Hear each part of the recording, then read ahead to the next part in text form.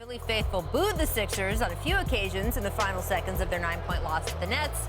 Here's both Simmons and Embiid's reaction to the boos. I mean, if you're going to boo, then stay on that side. So I feel if you're a Sixers fan, you're going to boo, stay on that side.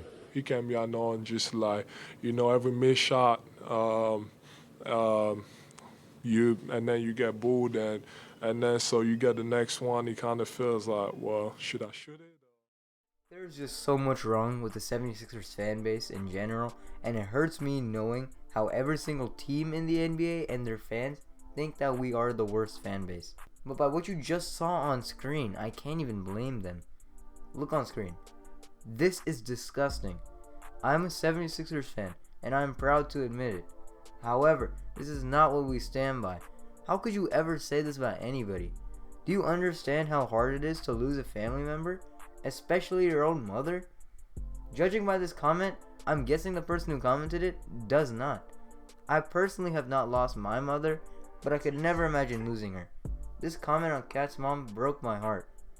Do you know why this was said to him? Because he dunked on Embiid. And the dunk wasn't even a bad dunk. It was a nice dunk. It was a good dunk, actually. It was like a nice poster, even though Embiid just came back. And I am a Sixers fan. I will admit it was a nice ass dunk. Now, I don't know if y'all remember this, but do you guys remember when a Sixers fan stuck up 2 middle fingers at Russell Westbrook? I'll have the clip on screen now, but the reason for it was just so dumb. It was because Russell Westbrook was cooking us. He was giving us buckets, and a 76ers fan got so mad that he stuck up both fingers at him. Now, although the man has addressed that Westbrook started the confrontation, that is for sure 100% cap. What would Russell Westbrook have gained from starting that? This is just one example of a 76ers fan being hella disgusting and hella disrespectful towards an NBA player. Now this next one, personally, makes me hella angry. Joel Embiid comes in to play at home on February 10th, 2020. At home. His own fans. It's better if you guys just see for yourself. They do not get out on LeVin, and the Nets are rolling. They've got a 14-point lead. 2009 national champion. The Nets have done this before for strategic reasons, and now they have to do it because. And that's the end of the third quarter. The Nets saw their lead go down to 2. The Sixers are getting booed here at home in game 1. Down 11 as we go to the 4th. Joel Embiid was booed by his own fans. After this game, I was really convinced that he was leaving and going to the Heat because he was talking a lot with Jimmy Butler about being hated by fans, especially in the comments. This DM exchange on screen is Joel Embiid wanting to scare the fans for booing him. Although at the time I was so scared he was about to leave for Miami, you should have seen the Miami edits of Embiid there. Honestly, it wouldn't have surprised me if those edits were already made before the rumors, because 76ers fans are infamously known for being terrible fans towards players and fans, and Miami fans are notorious for not being able to go days without editing a star player in a Heat jersey. That's just how it is, and that's how it always will be.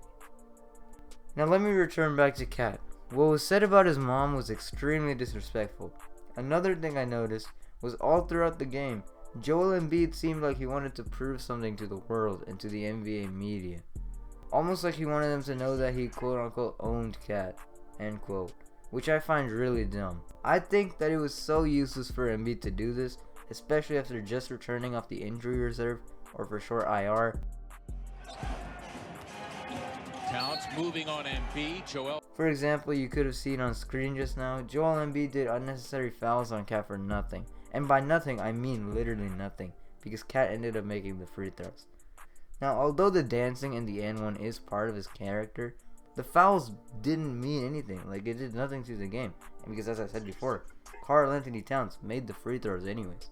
Now, all in all, I'm very disappointed in my fan base, and I know that my opinion doesn't have any effect on anything, because I know that Joel Embiid does not care that one random fan is disappointed in him when thousands of others are congratulating him for making a fool out of Karl-Anthony Towns.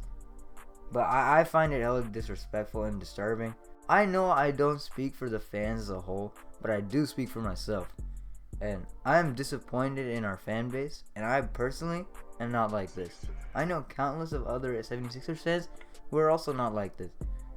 None of us want to see things like what is being said on screen said to anybody. I won't even say it. It is so disgusting to see, and it makes me want to throw up.